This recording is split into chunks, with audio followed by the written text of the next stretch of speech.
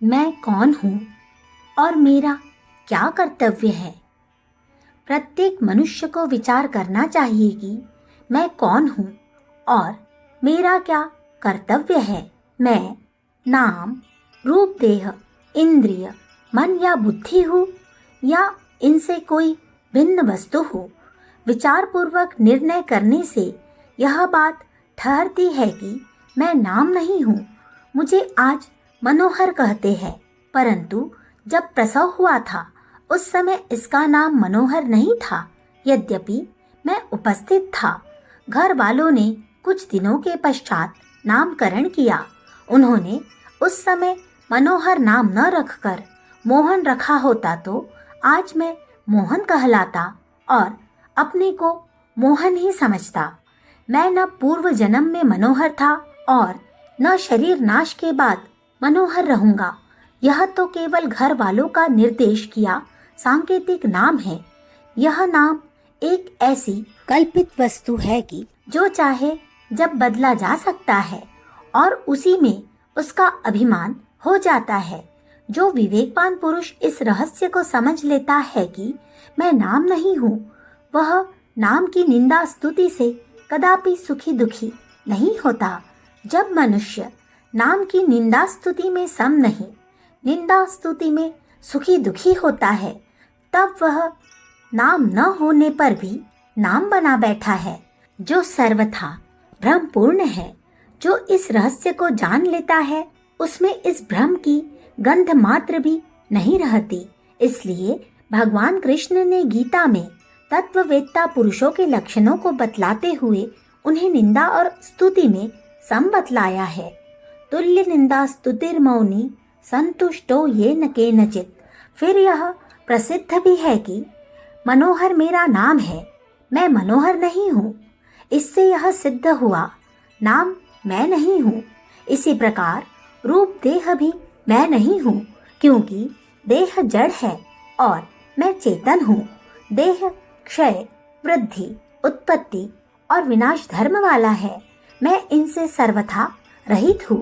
बालकपन में देह का और ही स्वरूप था और अब युवापन में दूसरा ही है तथा कुछ समय बाद वृद्धा अवस्था में कुछ और ही हो जाएगा। किंतु मैं तीनों अवस्थाओं को जानने वाला तीनों में एक ही हूँ।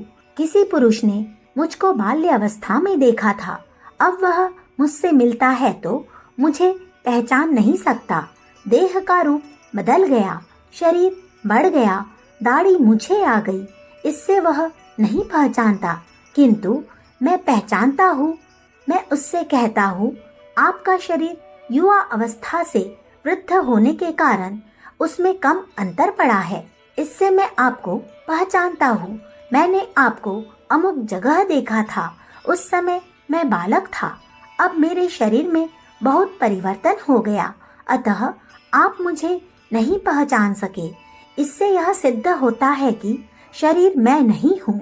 शरीर मैं ऐसा अभिमान भी पूर्वोक्त नाम के समान ही सर्वथा भ्रमपूर्ण है।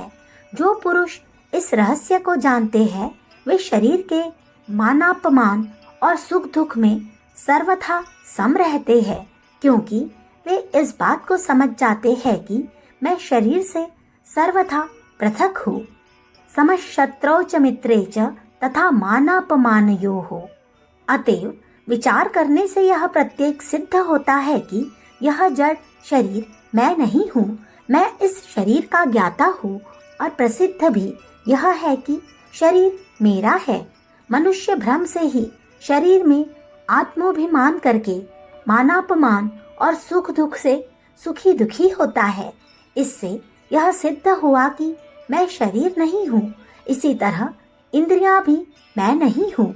हाथ पैर के कट जाने, आँख नष्ट हो जाने और कानों के बहरे हो जाने पर भी मैं ज्यों का त्यों पूर्ववत रहता हूँ, मरता नहीं। यदि मैं इंद्रिय होता तो उसके विनाश में मेरा विनाश होना संभव था। अतएव थोड़ा सा भी विचार करने पर यह प्रत्यक्ष प्रतीत है कि मैं जड़ इंद्रिय नहीं हूँ, वरन इंद्रियों का दृष्टा या करता हूँ। इसी प्रकार मैं मन भी नहीं हूँ।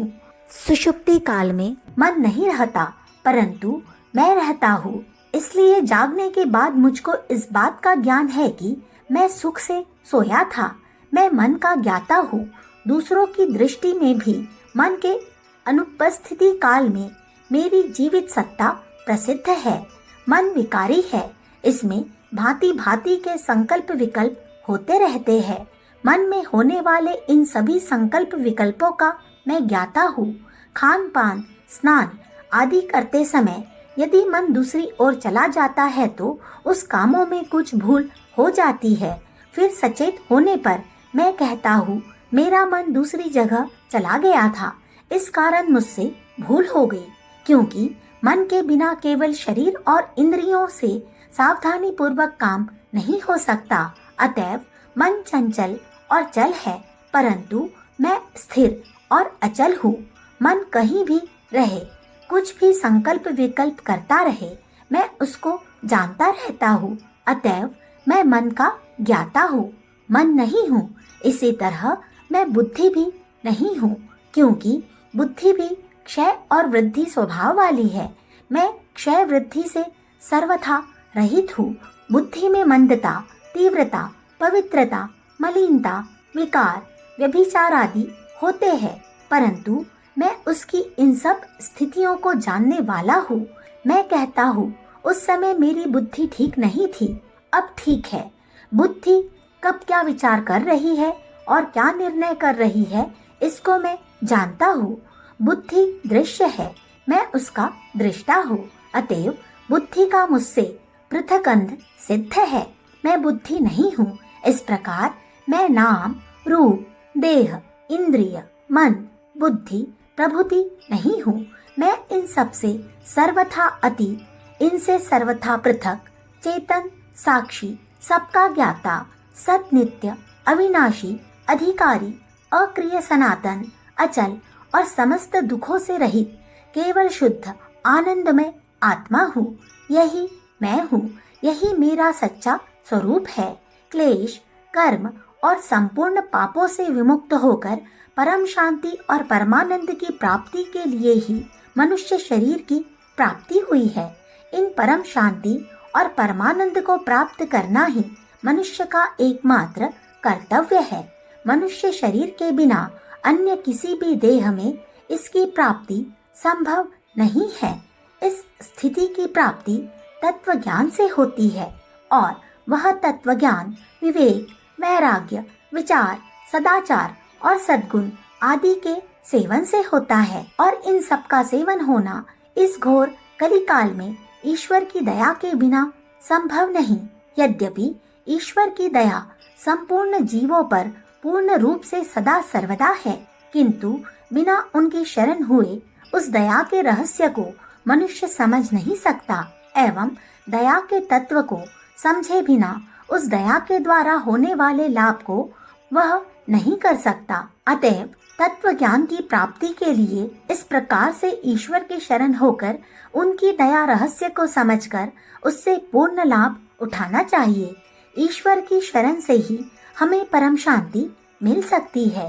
भगवान कृष्ण कहते हैं, तमेव शरणं गच्छं सर्वभावेन भारत, तत्प्रसादात् पराशांतिं स्थानं प्राप्यसि शाश्वतः। हे भारत, सब प्रकार से उस परमेश्वर की ही अनन्य शरण को प्राप्त हो।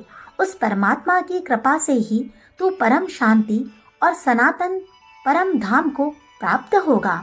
जब यह मनुष्य परमेश्वर के शरण होगा, परमेश्वर के तत्व को जान जाता है, तब उस परमेश्वर की कृपा से अज्ञान नाश होकर वह परमेश्वर को प्राप्त हो जाता है। जैसे निद्रा नाश से मनुष्य जागृति को, दर्पण के नाश से प्रतिबिंब को तथा घट के फूटने से घटाकाश महाकाश को प्राप्त हो जाता है, इसी प्रकार अज्ञान के नाश से यह जीवात्मा विज्ञानानंद घन परमात्मा को प्राप्त हो जाता है। जब यह साधन नाम, रूप, देह, इंद्रिय, मन, बुद्धि आदि से अपने को सर्वथा पृथक समझ लेता है, तब यह ईश्वर के शरण होकर ईश्वर की कृपा से देहादि संबंध से होने वाले समस्त क्लेशों और पापों से सदा के लिए सर्वथा मुक्त हो जाता है एवं विज्ञानंद घन परमात्मा का सनातन अंश होने के कारण सदा के लिए उस विज्ञानानंद घन प्रभु को प्राप्त हो जाता है। प्रभु को प्राप्त करने के लिए अनन्य भाव से इस प्रकार यत्न करना और प्रभु को प्राप्त हो जाना ही मनुष्य का परम कर्तव्य है। अखंड ज्योति, मार्च सन 1950, पृष्ठ संख्या 24, 25, 26। हमारे YouTube चैनल विचार क्रांति दूत अखंड ज्योति पत्रिका को सब्सक्राइब करें एवं अगली वीडियोस प्राप्त करने के लिए बेल आइकन दबाएं। धन्यवाद।